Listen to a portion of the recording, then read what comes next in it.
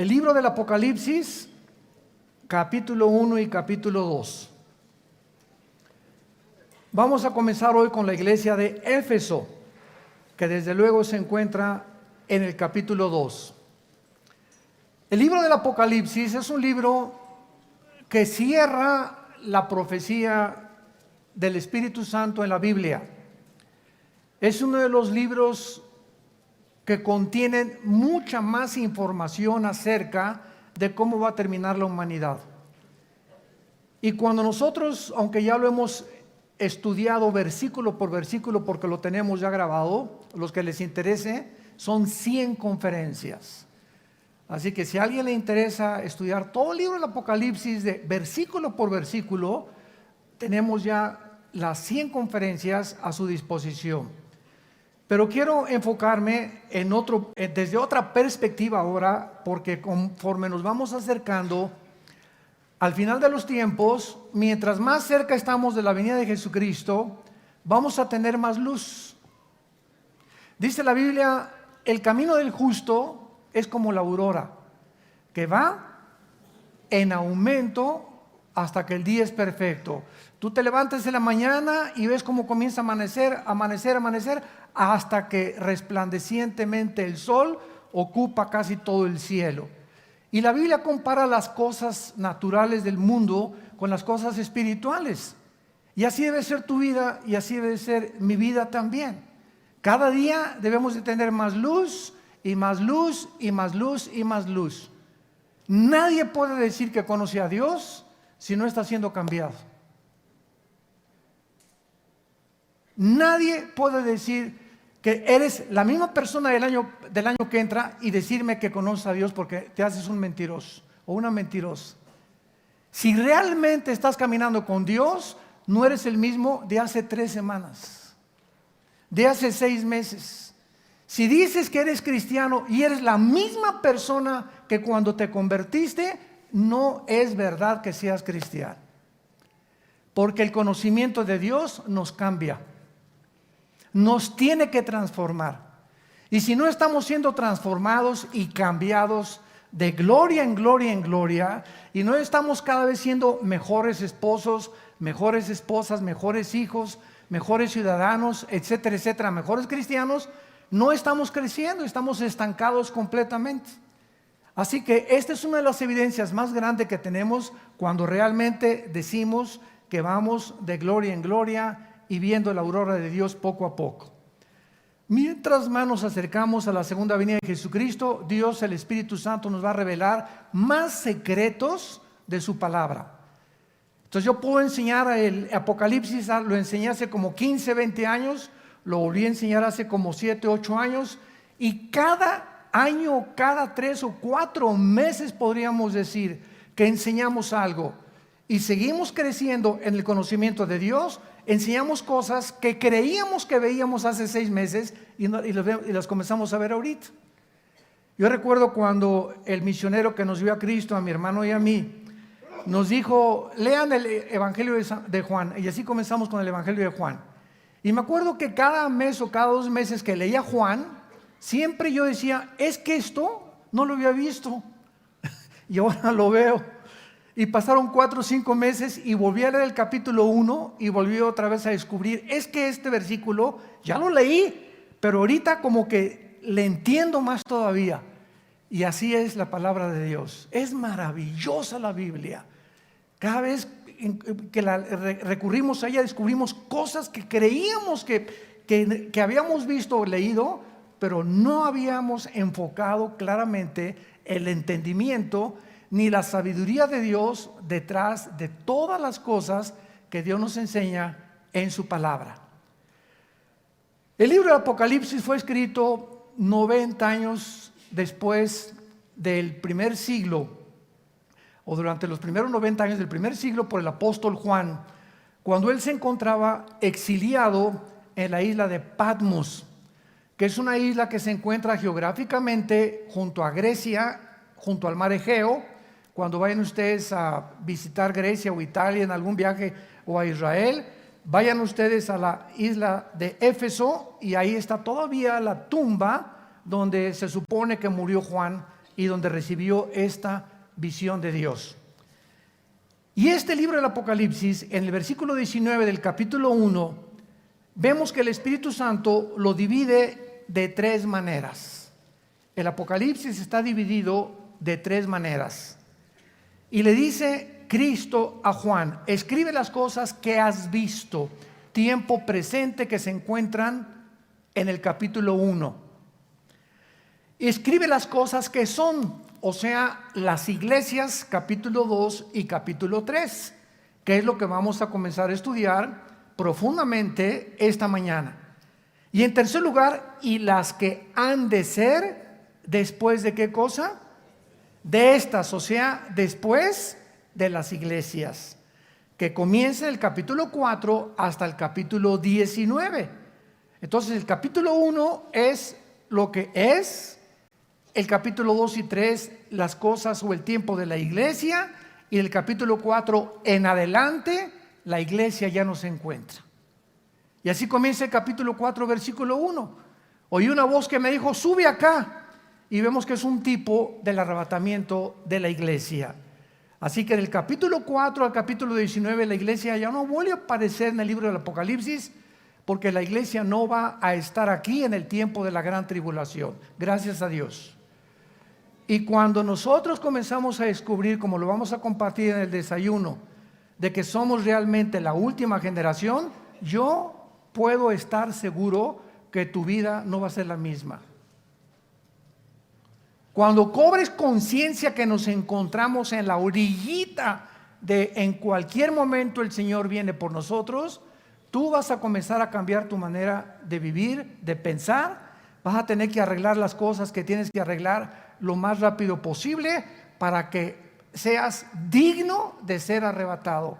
Y no creas que cuando oigas que millones de personas desaparecieron en el mundo, te quedes aquí y tu esposa ya no está aquí, o tu esposo, o tus papás, o tus hijos. Llegas a la iglesia y aquí ni pastores, ni casi no hay nadie de gente, y digas: fue verdad, ¿qué harías? ¿Qué harías?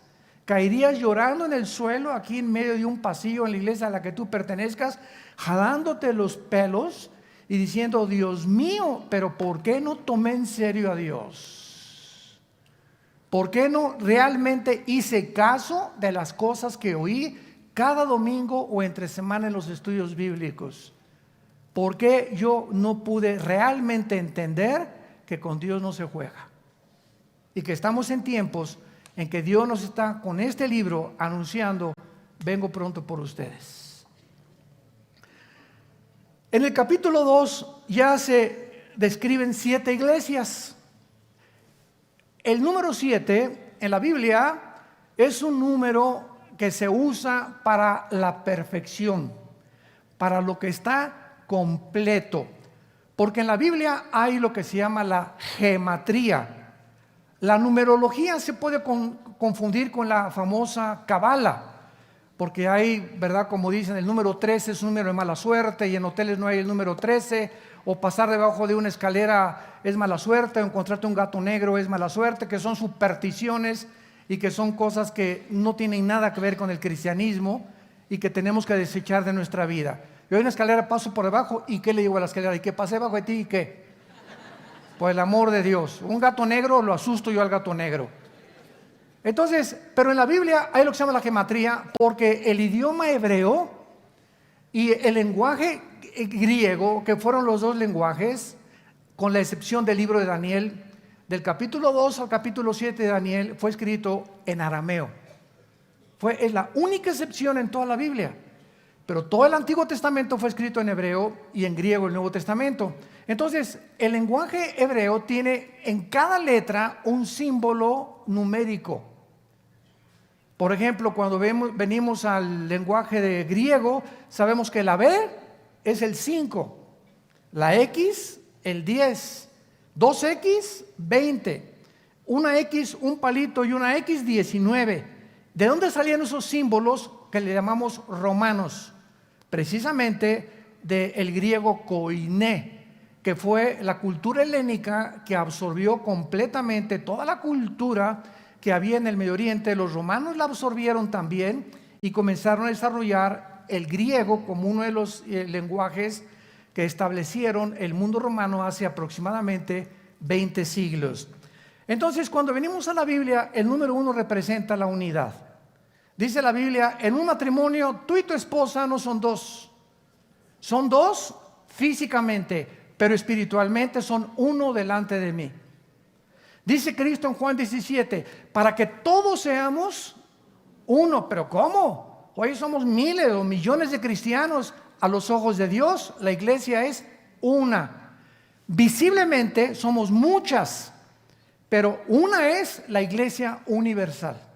Entonces hay la iglesia universal invisible, que es la verdadera, y la iglesia visible, que es la que está en todas las iglesias del mundo entero, mezclada con cazacuatas, coralillos, cascabeles, lobos, alacranes. La iglesia visible, donde tú y yo estamos ahorita en esta mañana, estamos mezclados aquí. No todos los que estamos aquí somos cristianos, ni todos los que estamos aquí en esta mañana y en cualquier iglesia del mundo no es una iglesia pura. Siempre la iglesia visible crecerá mezclada con la cizaña. Siempre habrá cizaña en medio de nosotros. Pero la iglesia universal, la que es una delante de Dios, fue la que fue bautizada con el Espíritu Santo en el cuerpo de Cristo, al cual pertenecemos cuando nos identificamos con Él y le recibimos como Señor y como Salvador. El número 2 en la Biblia representa el testimonio. Cristo mandaba de 2 en 2 a sus discípulos a testificar. Y esto era para protegerse.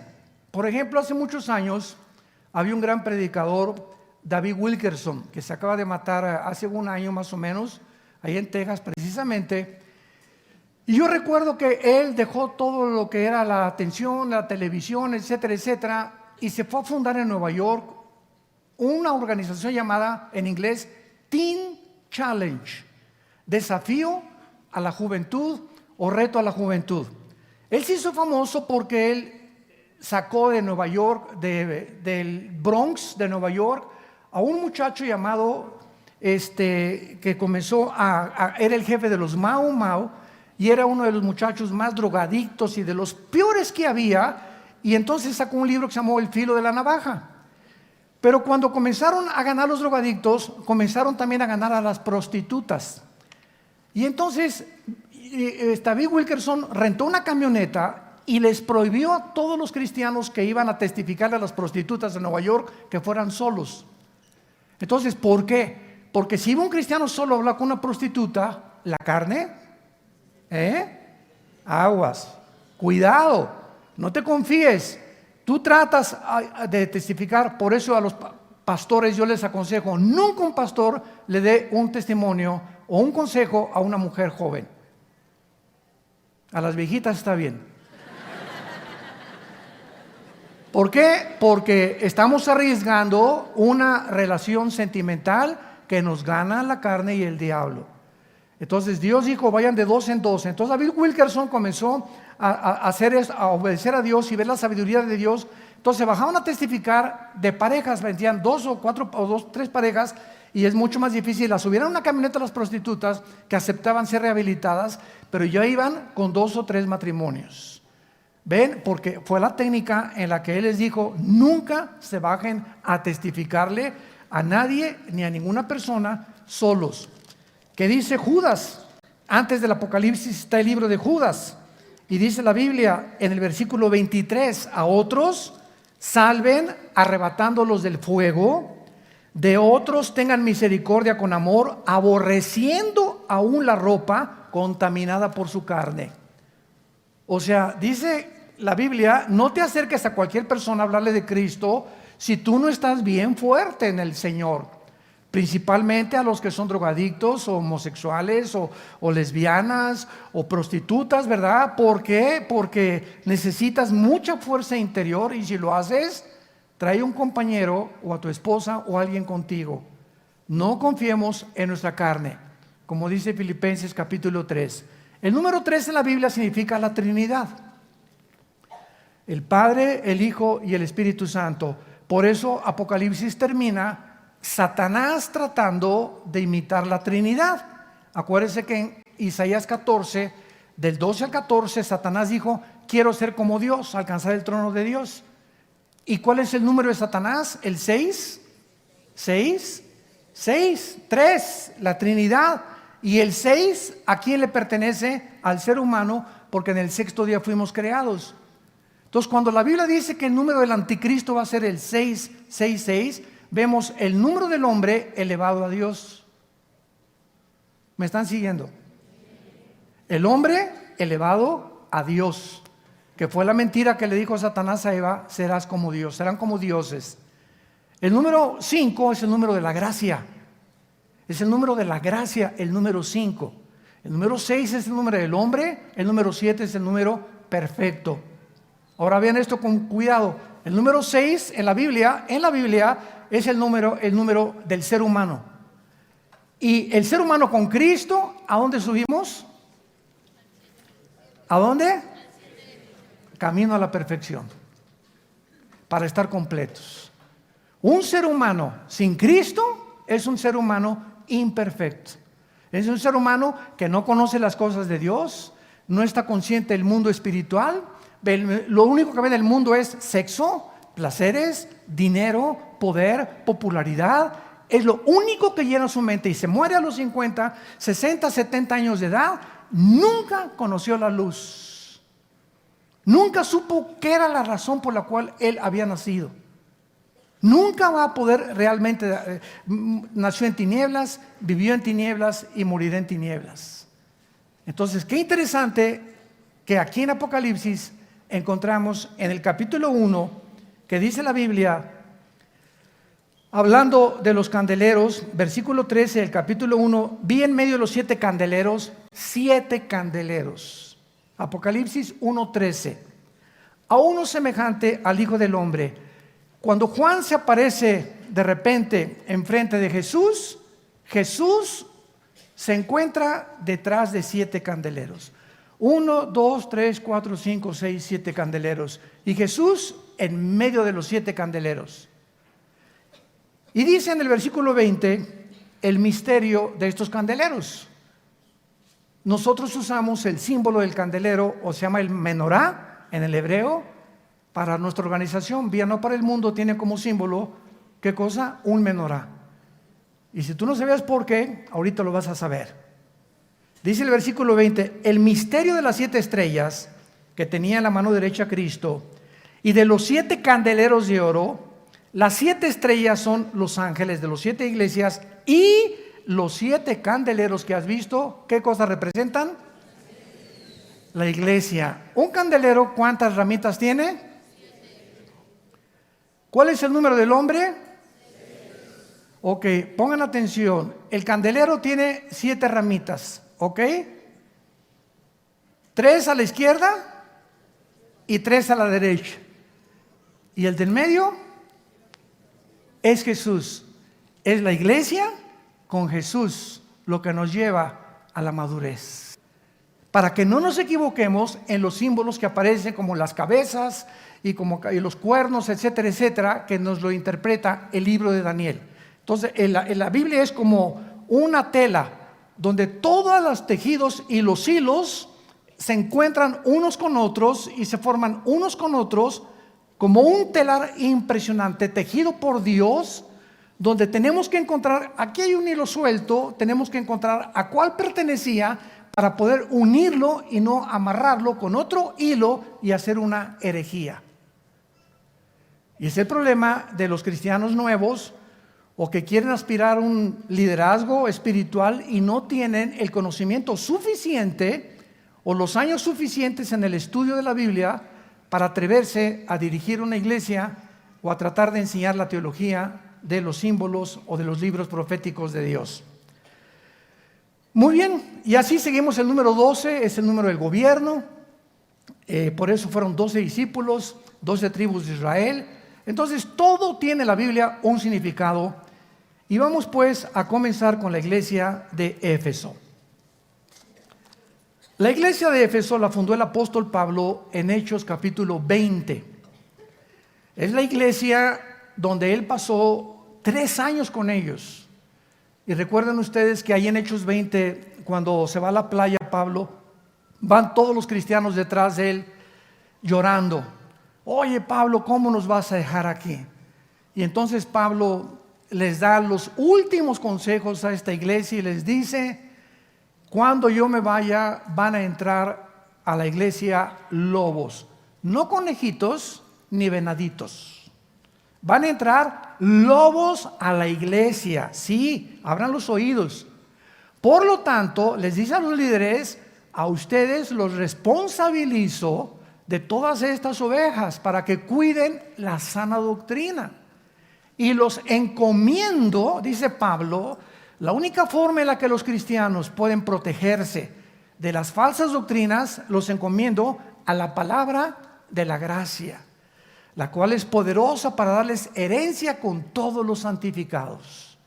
Entonces, la única forma de protegernos en el tiempo que estamos ahorita viviendo de el cúmulo de herejías que están en el internet, en YouTube. Cada semana a nosotros me hablan y me dicen: oye Armando, apareció un nuevo sitio con tu nombre pidiendo dinero. Virgen de la Macarena. Por lo menos 2, 3 veces al mes que hay un Facebook, y no nos cansamos de decirles: por favor, cuando vengan al Facebook, vean la página oficial que tenemos. Pero no se imaginan la cantidad de piratería que existe. Esta es una semana, encontramos un Facebook que están pidiendo en mi nombre dinero, imagínense nada más. Y ahí van los cristianos y mandan sus ofrendas y se las estás mandando, ¿verdad? Ya sabes a quién, a los hijos de Moloco. Bueno, entonces esto es importante como tener como una base para poder comenzar a entender la iglesia de Éfeso. La iglesia de Éfeso se fue Pablo y después quedó Timoteo al frente de esta iglesia de Éfeso. Así que cuando Juan escribe esta carta, tenía 90 años de edad ya el apóstol Juan. Ya había habido 3 pastores, también estuvo Apolos y Aquila, mucho tiempo en Éfeso. Ya había habido pastores, Pablo, Timoteo, habían tenido muy buenos pastores para que fuera una iglesia ardiente en el Señor. Pero vamos a descubrir en esta iglesia, que es la primera que nos describe el Espíritu Santo, verdades profundísimas que nos hablan de cómo es realmente el servicio a Dios. Porque de las 7 iglesias que se mencionan en el capítulo 2 y 3 de Apocalipsis, 5 son llamadas a que se arrepientan. 5 iglesias de las 7, Dios les dice: arrepiéntanse. La pregunta es: ¿por qué? ¿Cómo que arrepiéntanse? ¿Qué tan mal estaban? Es un símbolo profético que el Espíritu Santo nos muestra, como dijo Jesucristo: cuando venga el Hijo del Hombre, ¿hallará fe? ¿Cómo es la condición de la iglesia cuando venga Jesucristo? Exactamente como lo vamos a ver en la última iglesia, que es la de Laodicea, que es la iglesia mundana, herética y llena de barbaridades. Escribe el ángel en la iglesia de Éfeso, capítulo 2 de Apocalipsis, versículo 1. El que tiene las 7 estrellas en su diestra, el que anda en medio de los 7 candeleros, dice esto. Vamos a comenzar rápidamente. Cuando hablamos que la carta se les manda a ángeles, no son a ángeles espirituales. Porque, ¿cómo lo sabemos que este ángel no es un ángel, sino es un líder de la iglesia? Vamos a ver algunos pasajes. Por ejemplo, rápidamente, Mateo capítulo 1, versículo 10. Y veamos que la palabra angelos en el griego se usa continuamente en la Biblia del Nuevo Testamento para describir a los mensajeros humanos de Dios. Mateo dice aquí en la Biblia 11, versículo 10, claramente la palabra que se menciona aquí es la palabra angelos en el griego. Porque este es de quien está escrito: he aquí yo envío aquí no se tradujo ángel, es la palabra angelos en el griego. Mi mensajero, que está hablando de Juan el Bautista. Vean otro ejemplo en Lucas capítulo 7, versículo 24 y 27. Cuando se fueron los angelos, y no se tradujo ángeles, se tradujo mensajeros, porque literalmente la palabra ángel significa eso, mensajero. Cuando se fueron los mensajeros de Juan, comenzó a decir Juan a la gente, etcétera, etcétera. Y el versículo 27, este es de quien está escrito, he aquí yo envío mi mensajero delante de su faz. Entonces vemos que en el Nuevo Testamento la palabra angelos se traduce muchas veces mensajero humano, y aquí en el Apocalipsis no puede ser mensajero celestial, porque Dios en Primera de Pedro capítulo 5, Dios le dice a Pedro que los líderes de la iglesia son los mensajeros, los pastores responsables que deben alimentar al rebaño de Dios, no por ganancia deshonesta, no de una forma forzada, sino voluntariamente. Y el príncipe de los pastores algún día le dará a los líderes de las iglesias y a los pastores que fueron fieles hasta la muerte la recompensa de la vida eterna. Y no solamente eso, sino que también las coronas que pueden pertenecerles a este tipo de personas. Muy bien, entonces este mensaje es enviado a los líderes de las iglesias, pero también a los individuos de las iglesias, porque la aplicación tiene 2 o 3 formas de principio espiritual. Número 2, Éfeso era una iglesia que era en un puerto llena de maldad, de paganismo, porque tenían a la diosa Artemisa, diosa de los efesios o Diana de los efesios. Era el templo dedicado a esta diosa y se consideró una de las maravillas del mundo. También tenían templos en Roma a los emperadores Adriano y Severo. Abundaba Éfeso, este puerto, en las supersticiones, brujerías, astrología, hechicería. Por todos lados vendían amuletos, como los que se están vendiendo ahora a las cristianas. Te vendo este pañuelito ungido para que lo pongas en tu cojín y te acuestes y se te vaya tu dolor de cabeza. Y te vendo este aceitito de Jerusalén para que te lo untes y lo untes en tu casa. El aceite con el que cocina mi esposa está igual de ungido que ese que me están vendiendo. Por el amor de Dios, son amuletos. El momento en que nosotros quitamos nuestros ojos en Jesús y nuestra fe, que Él es el autor y consumador de la fe, y lo ponemos en un objeto, en una persona, en una organización, en un amuleto, en ese momento estamos alejándonos de Dios. Estamos apostatando. Porque nuestra fe no está en un amuleto. Si yo tengo un amuleto, si tengo ese aceite, mi fe, mi confianza está en el Dios todopoderoso que habita dentro de mí y con el cual tengo comunión todos los días. De otra forma, nos comenzamos a alejar completamente del Señor.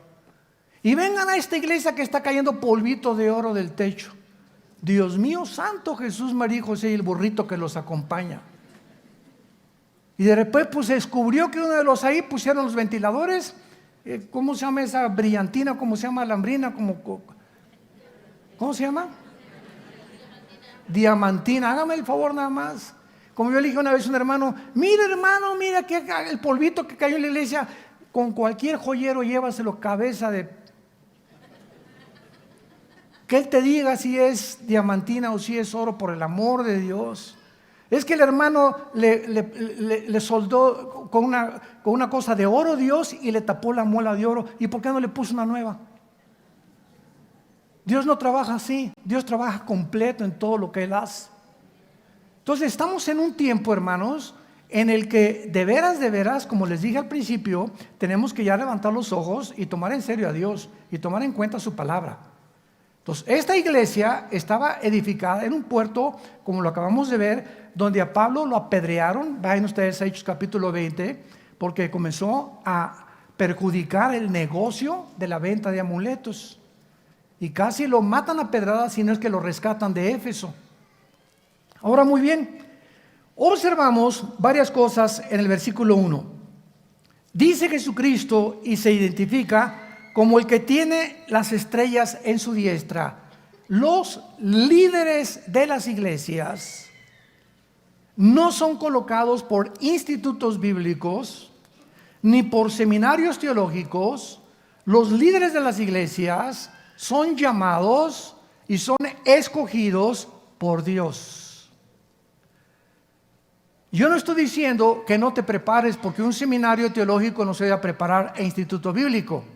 Y es lo mismo que meterme a estudiar ingeniería, pero yo no tengo la vocación para ser ingeniero, ni el talento para ser arquitecto. No se me da el dibujo. No te metas de arquitecto si no se te da el dibujo. Porque un arquitecto tiene que saber dibujar y tiene que gustar el dibujo y tiene que tener el talento para dibujar. Otro hijo le ama la música y tiene un oído impresionante para la música y ya toca la guitarra, ya toca. Ese muchacho está llamado para la música, que algún día puede entrar a un conservatorio y poder seguir esa carrera, el talento que Dios nos ha dado. Entonces, si yo tengo la capacidad para el dibujo y puedo ser arquitecto, pero alguien me dice, es que de doctor vas a ganar más. Y entonces mis talentos que Dios natural me dio, los dejo por el dinero o por el consejo de personas que no saben lo que tiene Dios en mi llamado. Por eso los padres nunca nos atrevamos a forzar a nuestros hijos. Tú tienes que ser doctor como yo soy doctor. Tú tienes que ser chofer como yo soy chofer. Y escoge la carrera de arquitectura o de abogado porque yo también soy abogado. Espérame tantito, no todos somos iguales. Veamos en 1 Corintios capítulo 12 esta verdad en la cual es muy fácil equivocarse con nuestros propios hijos, forzarlos a que estudien algo a lo cual Dios no los ha llamado. Qué grave error. Dice 1 Corintios 12, versículo 8. Porque a o sea, vamos a ponerle a Pancho, le es dada por el Espíritu palabra de sabiduría. A otro, o sea, a Carlos, palabra de conocimiento de ciencia según el mismo Espíritu. A otro, vamos a ponerle Bernabé, le fue dado por el mismo Espíritu. A otro, a Cipriano, dones sanidades. Lo que el Espíritu Santo nos está tratando de decir es que todas las cosas que cada uno tiene son diferentes. Versículo 10, a otro hacer milagros, profecía, a otro discernimiento de espíritus, a otro diverso género de lenguas, a otro interpretación de lenguas. Versículo 11, pero todas estas cosas, ¿qué cosas? La repartición de los dones, la repartición de los talentos, las hace uno y el mismo Espíritu, repartiendo en particular, traducción a la mexicana, como a él le da la gana. Tú no escoges hablar en lenguas. No te atrevas a ponerle a alguien la mano, porque en el libro de los Hechos pasó que es un libro narrativo que narra la transición entre el judaísmo y el cristianismo, que tenía que haber estas señales, porque en el Nuevo Testamento se explica qué pasó en el libro de los Hechos. Voy a ponerte las manos. ¿Sabes una cosa? Si Dios no me dio lenguas, aunque hable y trate de hacer de lo que lo quieras, no es para mí ese don. Dios te lo dio a ti, guárdalo para ti. No trates de imponer a otros lo que Dios te dio a ti, porque todos somos diferentes delante de Dios. No tratemos de caer en esa trampa tan grande en el cristianismo. Yo hace 25, 30 años me acuerdo cuando llegaba a iglesias, pásenle aquí los que quieren hablar en lenguas. Oye, espérame tantito, si no eres el Espíritu Santo, hágame el favor nada más. O pásenle aquí a recibir el bautismo del Espíritu Santo. Oye, si hay alguien que pasa y no ha sido bautizado con el Espíritu Santo, no es cristiano. No hay entre los cristianos, los que son cristianos, pero no tienen el bautismo del Espíritu Santo, porque si les falta el bautismo del Espíritu Santo es la iniciación y el paso principal para pertenecer al cuerpo de Jesucristo. 1 Corintios 12, 13. Y a todos se nos dio a beber del mismo Espíritu y todos fuimos bautizados por el mismo Espíritu. Pero hemos llegado a hacer tantas barbaridades en las iglesias y se han aceptado como si fueran verdad, porque no se ha checado y rechecado en la Biblia que lo que estamos enseñando es tradiciones que entraron hace 40 años, los 70s y los 80s, y no hemos corroborado que la Biblia enseñe eso. Entonces, así pasa con todas las cosas. Regresamos a Apocalipsis, y cuando Jesús dice que Él tiene las estrellas en su diestra, el hecho que tú hayas entrado a estudiar para ser pastor o seminario teológico no significa realmente que tú hayas sido llamado al pastorado. Ahora bien, y lo voy a decir con mucha sinceridad, no tengo por qué mentirles a ustedes. Nosotros en Vida Nueva hemos tenido 3 o 4 pastores que los hemos involucrado en el llamado al pastorado y no habían sido llamados. Y los que no son llamados, tarde o temprano se salen. Muchos son llamados, pero pocos escogidos. Entonces hay muchos llamados. No, yo quiero ser esto, yo quiero ser doctor, y ya que me doy cuenta que no, pues no sirve para doctor. Quise estudiar para contaduría, pero me doy cuenta que mis talentos no son, y pues voy a tener que dejar 2 años de universidad para meterme a lo que realmente me gusta a mí, y perdiste 2 años. Así es en el mundo espiritual. Se dan cuenta, a los 2, 3 años, no es que no tengo el llamado de pastor, no, pero entré por lo que tú hayas sido. Nosotros somos hombres y nos equivocamos, y muchas veces llamamos a alguien que no ha sido real. Ahora, desde luego que cada vez subimos más y más y más las vallas de protección, ¿verdad? Mientras más pasa el tiempo, más requisitos exigimos para eso, pero de algo estamos seguros, que una persona que no ha sido llamada y nosotros nos equivocamos, Dios tarde o temprano lo saca del ministerio, por lo que sea. Pero no puede durar. Los que son llamados por Dios permanecen con el Señor en el ministerio. Y esto es algo que tenemos que aprender. Jesús tiene a los líderes en la mano. ¿Qué significa esto? Que Jesús ve y conoce a los que han sido llamados y los va a sostener porque estamos en su mano. Y si Él te puso donde tú estás, no hay ningún poder del infierno ni de demonios que te pueda quitar. Nunca tengas celos de nadie. Nunca te sientas con envidia de nadie. Porque cuando Dios te llama a ser un músico, a ser un predicador, a hacer esto y el otro, siempre Él te va a sostener porque Él te llamó. Y llega el momento en que todos nosotros tenemos que recordar a Juan el Bautista. Juan el Bautista comenzó a ser la estrella, los reflectores en él, y miles se juntaban a su alrededor, y de repente sale Jesús. Y Juan el Bautista se da cuenta que él simplemente había sido llamado para preparar el camino de Jesús. Y Juan el Bautista dijo estas palabras: es necesario que Él crezca y yo mengue. Llega el momento en que tú eres Miss Tlanepantla. Tienes 25 años y vas a ser a los 35, 40, y tu belleza, y va a llegar otra más bonita que tú. O ya te está pisando alguien detrás, un artista, un cantante. Siempre habrá alguien mejor que nosotros. Y nuestro llamado no dura siempre para ser las estrellas. Y así pasa con predicadores, con artistas, con cantantes. Siempre hay alguien detrás que viene mucho mejor que nosotros. Y nosotros los pastores, les he dicho a muchos congresos que hemos sido invitados a los pastores, hay pastores que tienen 15 años ellos y no le prestan el púlpito a nadie.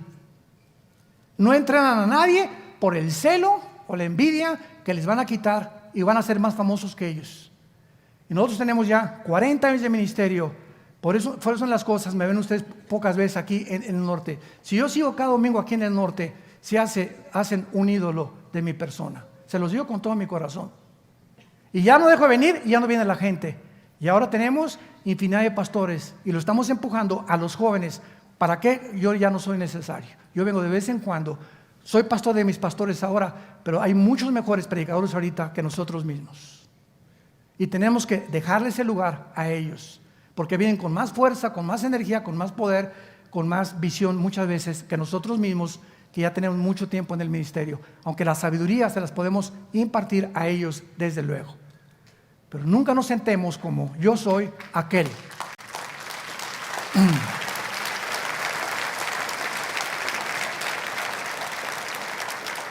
Estamos para empujar a los jóvenes, para promover a los jóvenes, para empujarlos. Súbete, tú puedes. Y cada vez nosotros irnos menos y menos y menos y menos, si queremos seguir a Jesús. Y en segundo lugar, ¿verdad? Esto que hablamos, Jesús, cuando dice yo tengo las 7 estrellas, nos está diciendo que Él no tiene preferencia por ninguna denominación, porque no hay barreras en el cuerpo de Cristo. En el cristianismo hay nazarenos, presbiterianos, bautistas, pentecostales, carismáticos. Cuando nos preguntan, ¿y ustedes qué denominación son en Vida Nueva?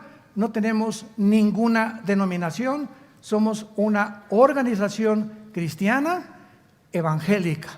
Porque la palabra evangélica se adoptó desde 1940-45 en Suiza, cuando se hizo la votación para determinar quiénes eran los cristianos evangélicos, a diferencia de los mormones, a diferencia de los testigos de Jehová, a diferencia de los adventistas, que ya no forman parte del cristianismo, sino de grupos sectarios.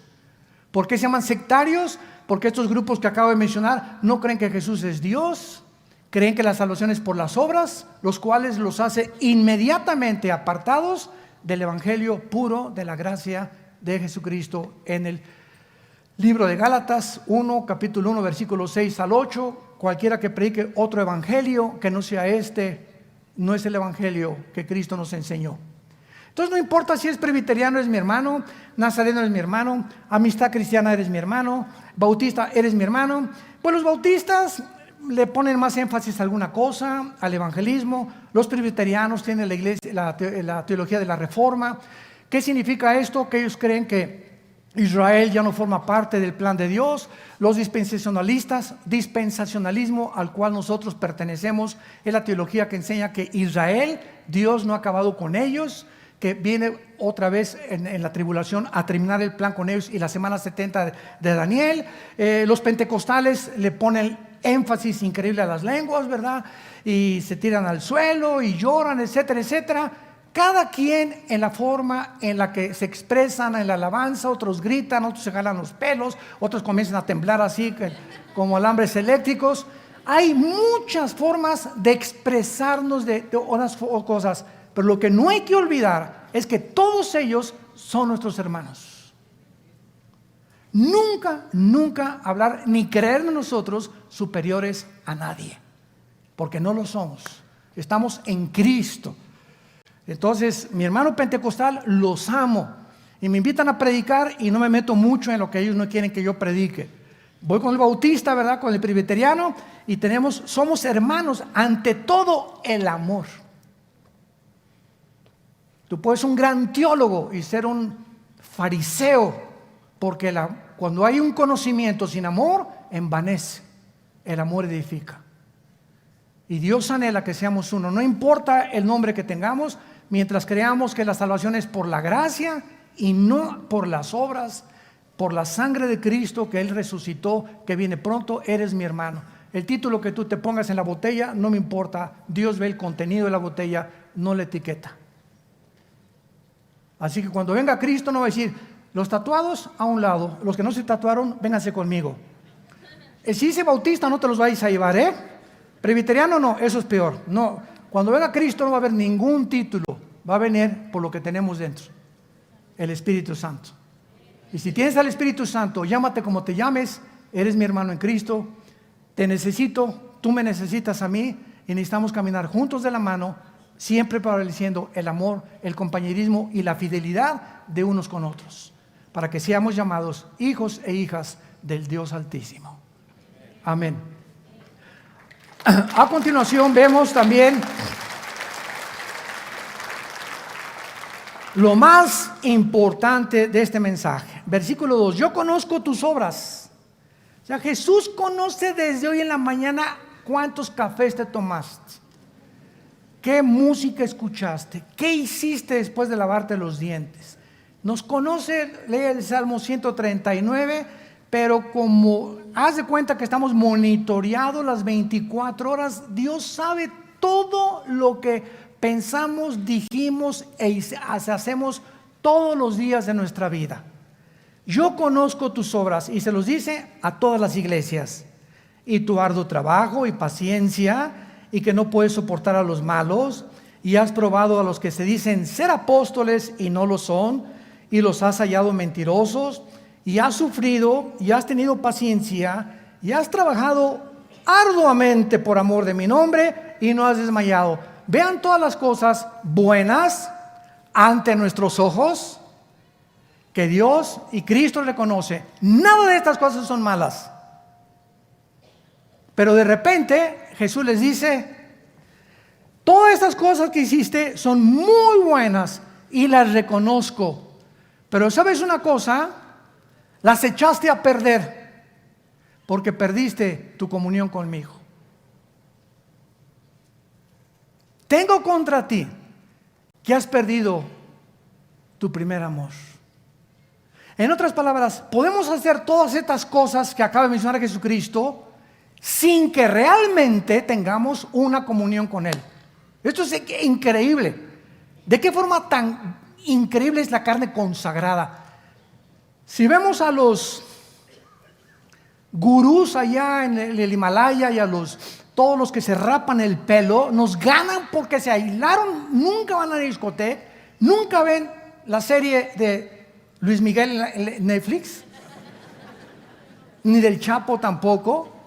No toman alcohol, no toman café. Si se trata de realmente jamás haber hecho nada, no tienen la oportunidad de ver a ninguna mujer tampoco, porque allá están en un convento encerrados, nos ganan a nosotros. Los mormones ni café toman, nos ganan también, ni café toman. Los que se encierran en los conventos, ahí están guardados, no van a discoteca, no van a ningún lado, nos ganan a todos los cristianos. Porque si se trata de ver, cuando venga Jesús, qué obras hicimos, ellos están completamente arriba de nosotros. Sin embargo, ¿cuál es la diferencia? La diferencia está en que tú puedes hacer todas estas cosas, encerrarte en un convento, irte a los Himalayas, hacer buenas obras ya siendo cristiano en la energía de la carne y no en la energía del Espíritu. Todo esto lo hiciste como fruto tuyo porque tú lo puedes hacer. Vuelvo a repetir, es increíble la religiosidad que ya traemos nosotros en la naturaleza humana. Sin que el Espíritu Santo tenga nada que ver, puedo repartir folletos, puedo repartir volantes, puedo barrer la iglesia, puedo decir que soy celoso de Cristo y puedo tener celo de la doctrina, etcétera, etcétera, en el poder de mi carne. Increíble. Y con la visión de rayos X que tiene Jesucristo, les dice, todas estas cosas ustedes las hicieron porque han comido del árbol de la ciencia del bien y del mal. ¿Se acuerdan de Génesis capítulo 2? Eva y Adán, vamos entendiendo cada vez la Biblia, no coman de ese árbol. Es el árbol del mal, ¿verdad? Óyeme bien, Adán. ¿Ese árbol es del bien? ¿Del bien? ¿Sí? Tof es la palabra hebrea. Ra, la palabra para mal, R-A, Ra. Tof y Ra, el bien y el mal, están en un fruto. Y si tú comes de ese fruto, tú vas a comenzar a decidir por ti mismo, Adán y Eva, qué es bueno y qué es malo. Y yo no quiero que ustedes decidan lo que es bueno y qué es malo, porque yo soy el legislador de la moral. Yo soy el que doy los mandamientos, yo soy el que decido lo que es bueno y lo que es malo. No a los ojos de ustedes, ni de la psiquiatría, ni de la arqueología, ni de la antropología, ni de la psicología, ni de nadie. Ningún ser humano puede decir para qué sirve el sexo más que Dios. ¿Cuándo debe ser usado el sexo más que Dios? ¿Qué es el matrimonio más que Dios? ¿Qué es la familia más que Dios? Todos los demás son charlatanes, porque Él es la autoridad y Él lo estableció en su palabra. Entonces, cuando tú haces muchas cosas buenas o son buenas, se echan a perder porque el fruto dentro de ti no era tu amor con Cristo todos los días. Y dice Gálatas capítulo 5, el fruto, ¿qué dice a continuación? ¿De quién es el fruto? No es de nosotros. El fruto que producimos, amor, gozo, paz, paciencia, tiene que ser el resultado de mi comunión diaria, abrazado a la vid, chupando lo que Dios me da a través de su palabra. Y ya que todas las mañanas tengo mi devocional con Cristo y mi relación con Cristo, y entiendo que eso es el cristianismo, mi comunión diaria con Él, lo que yo haga será el fruto de mi comunión en la mañana con Él. Pero si dejo de tener comunión con Jesús 1 o 2 semanas y hago muchas cosas buenas, se echan a perder porque no son del Espíritu. ¿Me van siguiendo? Tenemos que aprender a diferenciar. Dios ve los motivos. ¿Cuántos pastores vienen a querer ser pastores con motivos equivocados? ¿Por un sueldo? ¿Porque no les fue bien en su profesión? Etcétera, etcétera. ¿Cuántas personas hacen lo que hacen por motivos equivocados? ¿Cuántos políticos gobernantes hacen lo que hacen por motivos equivocados y no para servir al pueblo? En todas las áreas de la vida, Dios ve los motivos. ¿Por qué haces lo que estás haciendo? ¿Qué es lo que te impulsa? ¿Qué es lo que te mueve a hacer lo que estás haciendo? Si no es tu relación con Cristo, hoy en la mañana, lo que tú estás haciendo durante todo el día se va a echar a perder. Es el fruto del bien y del mal. Es bueno lo que estás haciendo, pero el mal lo echa a perder porque no es del árbol de la vida. ¿Sí me entienden? Le pido a Dios que me entienda. Es importantísima esta lección de la iglesia de Éfeso. Y Jesús los acusa, ¿verdad? Todas tus buenas obras, ¿verdad? Tienes que entenderlo. Y finalmente les dice: Jesucristo, en el versículo 3, has sufrido, has tenido arduamente por amor a mi nombre. Yo amo a Jesucristo. Yo conozco a cristianos que van a otro ejemplo, a un congreso de alabanza, y el congreso de alabanza está hasta arriba, y caen los jóvenes y lloran, y es normal, y es natural, y los toca, y sí, Jesús por aquí, por allá, y te tocó, y el predicador que oí este domingo me hizo llorar. Todo lo que tú quieras y digas, y el lunes, y el martes, el miércoles, ya ni te acuerdas. Todo sucedió en un momento de emocionalismo. Pero si los otros días que siguen después de eso no mantienes todo lo que hiciste, eso que te caíste en ese congreso y que lloraste, no te será tomado en cuenta. Se echó a perder porque no mostraste la misma solicitud hasta el fin para plena certeza de la esperanza. Hebreos capítulo 6. Entonces hay cristianos que van de congreso, y en el congreso, y otro congreso, y otro congreso, y 4 o 5 congresos al año, y los toca el Señor y se caen al suelo y se revuelcan y giran en el suelo, etcétera, etcétera. Emocionalismo, lo que tú quieras, y puedo decir que es natural, que es normal. Sí sintieron, pero ven el otro día y el martes y el miércoles y no entienden que no dura. Moisés: no recojan el maná, no lo guarden, porque se les echa a perder. ¿Por qué, Señor? Quiero enseñarles a que dependan de mí todos los días. Ahí está en el Éxodo la lección. Caía el maná, y los que lo guardaban, no por lo que el congreso, lo que habló el predicador, lo voy a guardar a mí. No es cierto. Con pasan los días se te echa a perder, se te echa a perder, se echa a perder. ¿Por qué? Porque Dios quiere que todos los días, el martes y el miércoles y el jueves y el viernes y todas las semanas después del congreso, mantengas ese ardor pegado a la Biblia y a la comunión con Jesucristo. Si no, eso que te dio Dios, ese maná que te dio Dios, se te echa a perder a los 3 o 4 días. Y tú no puedes llegar el día de Cristo: Señor, ¿te acuerdas en el congreso? ¿Viste cómo me caí, Señor? Y te grité, ¿verdad, Señor? Sí, claro, y lo reconozco. Y en ese momento sentí a Jesús. Sí, pero yo no te voy a juzgar por lo que hiciste hace 4 o 6 meses, Pancho, sino por lo que hoy en el presente eres. Desde ese tiempo, ¿qué has hecho con tu vida? Con la vida de Jesucristo y con mi palabra en tu corazón. Padre, te damos gracias en esta mañana por tu palabra.